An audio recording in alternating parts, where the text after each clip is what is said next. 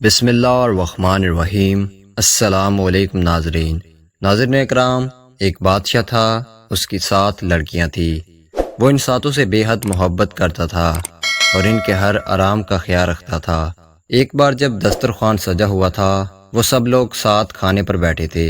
بادشاہ نے اپنی بیٹیوں سے ایک سوال پوچھ لیا کہ تم لوگ مجھے کتنا چاہتی ہو؟ بڑی شہزادی نے کہا، بابا میں آپ کو گلاب جامن کی طرح چاہتی ہوں۔ بادشاہ نے خوش ہو کر اس کو 4 گاؤں دے دیے۔ دوسری نے کہا، میں آپ کو برفی کی طرح چاہتی ہوں۔ بادشاہ نے اس کو کافی بڑا علاقہ بخش دیا۔ تیسری لڑکی نے کہا، میں آپ کو امرتی کی طرح چاہتی ہوں۔ اس کو بھی بادشاہ نے بہت سی زمین اور جائیداد دے دی۔ اسی طرح وہ سب سے پوچھتا گیا اور سب کو مال و دولت ملتی رہی۔ 7ویں لڑکی سے جب بادشاہ نے پوچھا، بیٹی مجھے کتنا چاہتی ہو؟ تو اس نے بہت پیار سے کہا، بابا میں آپ کو نمک کے برابر چاہتی ہوں۔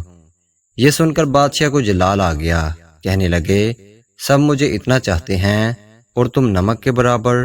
وہ بہت ناراض ہوئے اور چھوٹی بیٹی کو محل سے نکال دیا اور کہا، اب کبھی یہاں قدم نہ رکھنا۔ وہ جنگل کی طرف چلی گئی اور پتوں اور لکڑیوں کو ملا کر ایک جھونپڑی بنا کر وہاں رہنے لگی۔ بھوک لگتی تو پھل کھا لیتی، سوکھے پتوں کا بستر بنا کر سو جاتی۔ ایک دن جب وہ سو کر اٹھی تو دیکھا کہ رنگ برنگی چڑیوں کے پر ہر طرف بکھرے پڑے ہیں۔ اس نے ان پڑوں کو جمع کیا اور ایک چھوٹی سی پنکھیا بنا لی۔ چھوٹا پنکھا جو ہاتھ سے جھول سکتے ہیں، اور گرمی میں اسی پنکھیا سے ہوا کر لیتی تھی۔ پھر دوسرے دن اس کو اور پر مل گئے۔ اس نے بہت سارے پر اکٹھا کر لیے اور کئی پنکھیا بنا لی اور جنگل کے کنارے سڑک کے پاس جا کر بیٹھ گئی۔ اپنا چہرہ چادر سے ڈھانپ لیا۔ لوگ آتے گئے اور پنکھیاں خریدتے گئے۔ اتنی خوبصورت پنکھیاں انہوں نے کبھی نہیں دیکھی تھی۔ اب تو بھیڑ سی لگی رہتی۔ ایک بار شہزادے کا ادھر سے گزر ہوا، اس نے اتنے خوبصورت پنکھے کبھی نہیں دیکھے تھے، سارے خرید لیے۔ پھر شہزادی سے پوچھا، تم کون ہو؟ اس نے کوئی جواب نہیں دیا۔ اس کے خوبصورت ہاتھ بتا رہے تھے کہ اس نے کبھی کام نہیں کیا تھا۔ پنکھیاں بنانے میں اس کی انگلیاں زخمی تھیں۔ شہزادہ اس کے پیچھے جنگل آ گیا اور جب اس کو پتہ چلا کہ وہ شہزادی ہے اور سزا کاٹ رہی ہے تو وہ بہت غمزدہ ہوا۔